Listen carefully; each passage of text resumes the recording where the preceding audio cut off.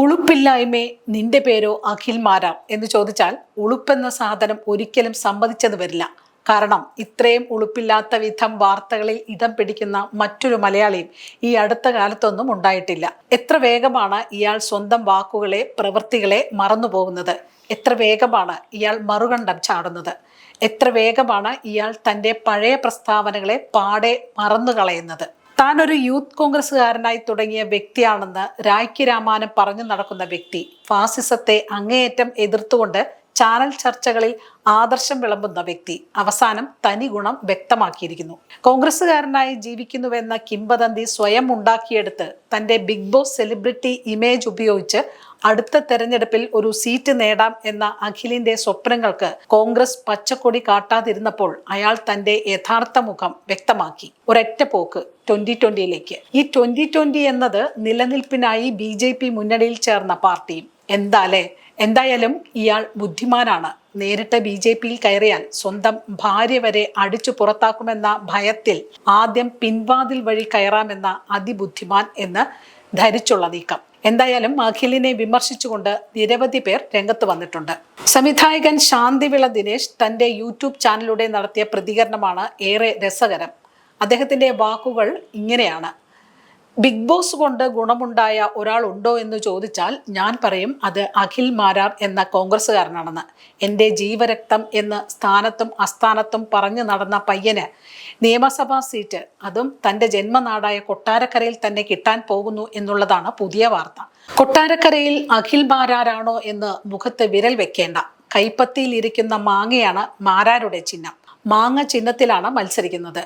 എന്തൊക്കെ പറഞ്ഞാലും അടിയുറച്ച ഗാന്ധിയനാണ് അഖിൽ മാരാർ. ഇത്തവണ ബിഗ് ബോസിന്റെ ഗ്ലാമറിൽ ഒരു സ്ഥാനാർത്ഥിയാകണമെന്ന അടങ്ങാത്ത മോഹം അദ്ദേഹത്തിനുണ്ടായി. കോൺഗ്രസിൽ ഒരു സീറ്റിൽ 20 പേർ സ്ഥാനമോഹികളായി ഉള്ള കാലമാണ്. അവരെ ശല്യപ്പെടുത്തേണ്ട എന്ന് മാരാർക്ക് തോന്നുക സ്വാഭാവികം. ഇന്നലെ വരെ കോൺഗ്രസ്സുകാരനായി കമ്മ്യൂണിസ്റ്റിനെയും BJPയെയും ഒരുപാട് വഴക്ക് പറഞ്ഞ ആളുമാണ്. BJPയോട് മോശമല്ലാത്ത കലിപ്പുകൊണ്ട് നേരെ കിറ്റക് സാബുവിനെ കണ്ടു. ശ്രീനിവാസൻ മരിക്കുകയും നടനും സംവിധായകനുമായ ലാൽ പഴയ മമത കാട്ടാതിരിക്കുകയും ചെയ്യുന്ന സമയത്താണ് അഖിൽ മാരാർ ചെല്ലുന്നത്. ഏതെങ്കിലുമൊക്കെ സിനിമക്കാർ വേണം 2020ക്ക്. മാരാരെ സാബു സ്വീകരിച്ചു. നമ്മുടെ സ്ഥാനാർത്ഥി ആയിക്കോ എന്ന് പ്രഖ്യാപിച്ചു. NDAയിൽ ഇനി രണ്ടാമത്തെ പാർട്ടിയാകാൻ 2020 വരികയാണല്ലോ. BDJSനോട് പോകാൻ പറ എന്ന രീതിയിലാണ് കിറ്റക് സാബു നിൽക്കുന്നത്. എനിക്ക് ഇഷ്ടം പോലെ കാശും ആളുമുണ്ടല്ലോ എന്നാണ് സാബുവിൻ്റെ ചിന്ത. താമരയുമായൊരു കോംപ്രമൈസ് മാരാർ കാണിക്കില്ല. അതുകൊണ്ടാണ് അദ്ദേഹം കിറ്റക്സിന്റെ 2020യിൽ ചേർന്നത്. അങ്ങനെ താമരയിലേക്ക് എത്താൻ മാങ്ങ വഴി താമര വോട്ടുകൾ പിടിക്കാം എന്നാണ് അഖിൽ മാരാരുടെ വിശ്വാസം. ബാലഗോപാലിനെയും ഐഷ പോറ്റിയെയും നാവിന്റെ ബലം കൊണ്ട് വീഴ്ത്തി മാരാർ ഒരു MLA ആവുകയും NDA ഏറ്റവും വലിയ മുന്നണിയാവുകയും 30ൽ ഒരു 10 പേർ 2020യിൽ ജയിക്കുകയും 35 സീറ്റ് മൊത്തം കിട്ടിയാൽ മന്ത്രിസഭയുണ്ടാക്കി കാണിച്ചു തരാം എന്ന് പറഞ്ഞ നമ്മുടെ സുരേന്ദ്രൻ ഇത്തവണ മത്സരിക്കുന്നുമുണ്ട്. കക്ഷിയെ മുഖ്യമന്ത്രിയാക്കാൻ രാജീവ് ചന്ദ്രശേഖർ അനുവദിക്കുമോ? അനുവദിച്ചാൽ ശോഭ തടസ്സം നിൽക്കുമോ? ഇപ്പോൾ ചോദിക്കരുത്. കാരണം കഥയിൽ ചോദ്യമില്ല. അങ്ങനെ സുരേന്ദ്രൻ കേരളത്തിലെ മുഖ്യമന്ത്രി ആയാൽ 2020 മിനിമം 5 മന്ത്രി കസേര ചോദിച്ച് അവസാനം 2 എണ്ണം ഒപ്പിച്ചാൽ ഇപ്പോൾ സാബു മാത്രമാണ് 2020യുടെ ഏകമുഖം.